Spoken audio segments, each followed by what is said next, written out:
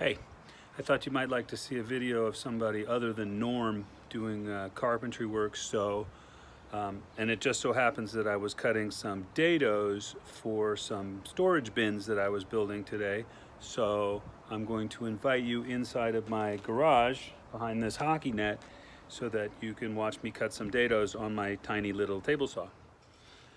A dado is a groove that's going to run, in this case, right here along the bottom edge of this front of a bin, and it's going to become part of a box for storage that's going to have a groove on all four sides along that way, and that will accept a piece of 1/4-inch material to become the bottom of the box. So first thing I'm going to do is set up my table saw so that the fence is very close to the blade. And then I'm going to lower that blade to the correct height. So I'm not cutting through the material, but just cutting into it to create that groove. I'm going to check the height of the blade by using my combination square, measuring that about 1/8 of an inch that I want the depth to be, and then laying that down on the table to see if that's where the blade would fall. And always remember to wear these safety glasses.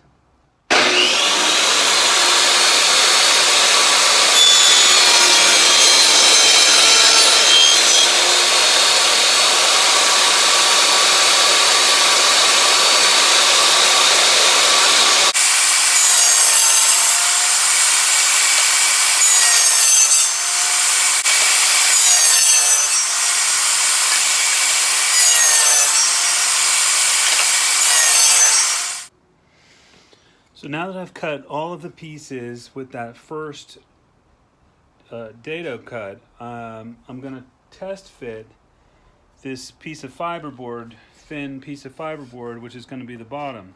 Uh-oh, guess what? It doesn't fit. That means I'm going to have to take a second pass to increase the width of that dado. The way I'm going to do that is by moving the fence just about 1/16 of an inch to the left. Take a test cut.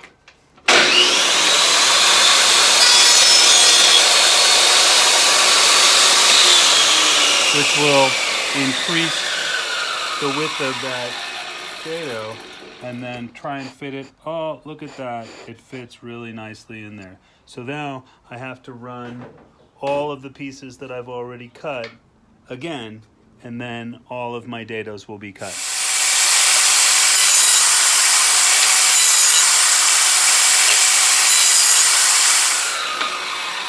So that's it. I did the whole stack, and now I'm ready to cut the bottom piece out of the fiberboard so that I can assemble these pieces together.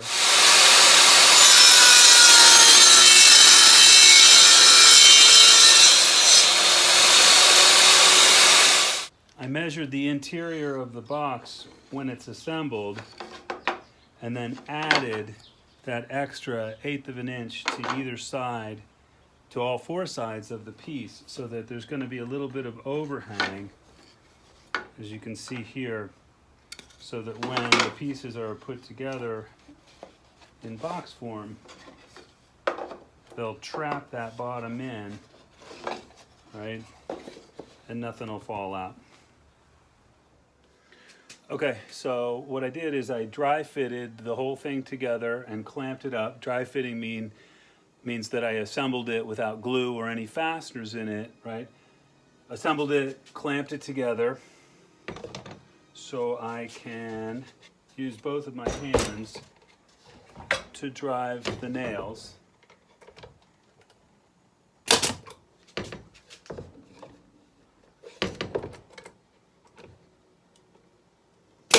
I'm going to put 4 nails in the top.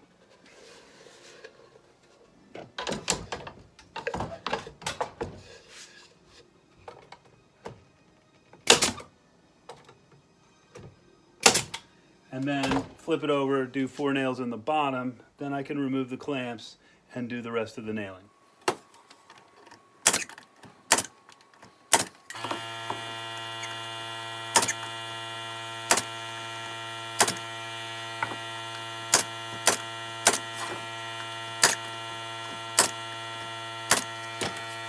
voila, the completed bin. Okay, so that's it. That is the finished bin, right? The only thing I didn't show you in the construction of this bin, I think, was the little hole for gripping it, which of course you know how to do. We did it on the drill press back at school. In this case, I used this, you see that?